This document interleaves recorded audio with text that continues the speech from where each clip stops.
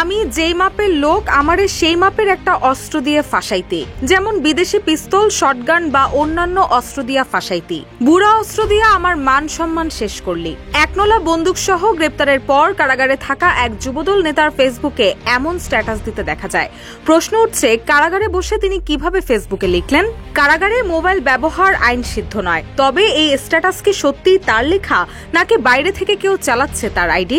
এই অস্বাভাবিক ঘটনার পর আলোচনায় আসেন লক্ষ্মীপুর জেলা যুবদলের সাবেক যুগ্ম আহ্বায়ক AKM ফরিদ উদ্দিন।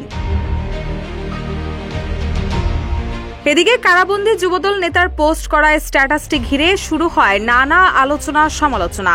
স্ট্যাটাসটির 1 ঘন্টা পর তার মুক্তির দাবিতে বিক্ষোভ মিছিল করা হয়। সেই ভিডিওর লিঙ্কও ওই আইডি থেকে শেয়ার করা হয়েছে।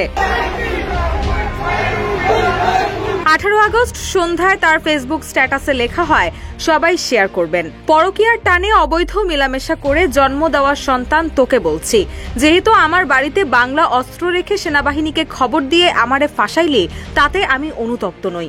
আমি জেলা যুবদলের নেতা ছিলাম। আমি একজন ঠিকাদার ও প্রতিষ্ঠিত ব্যবসায়ী। মাত্র 2000 টাকার অস্ত্র দিয়া শেষ পর্যন্ত আমারে ফাঁসাইলি, এটার জন্য আমি লজ্জিত। এই বুড়া অস্ত্র দিয়া আমার মান সম্মান শেষ করলি। সেনাবাহিনীকে উদ্দেশ্য করে তিনি আরো লেখেন, আপনারা জানেন এই অস্ত্র আমার নয়। যে লোক আপনাদের ইনফরমেশন দিছে বা অস্ত্র এনে রাখছে তাকে আপনারা চেনেন। তার কাছে বিদেশি পিস্তল সহ অন্যান্য দামি অস্ত্র আছে, তাকে গ্রেপ্তার করুন, আরো অনেক অস্ত্র পাইবেন। এ বিষয়ে লক্ষ্মীপুর জেলা কারাগারের ভারপ্রাপ্ত জেলার নূর মোহাম্মদ সোহেল বলেন, কারাগারে মোবাইল ব্যবহারের সুযোগ নেই। অস্ত্র মামলায় ফরিদ রিমান্ডে ছিলেন। গত রোববার তাকে রিমান্ডে নেয় সদর থানা পুলিশ। সেখান থেকে আদালতের মাধ্যমে রাত 9টার দিকে তাকে কারাগারে পাঠানো হয়। তিনি স্ট্যাটাস দিয়ে থাকলে বাহির থেকেই দিয়েছেন।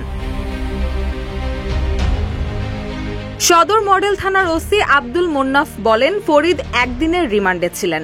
দুপুর 12টার পরেই তাকে হাজতে পাঠানো হয়েছে।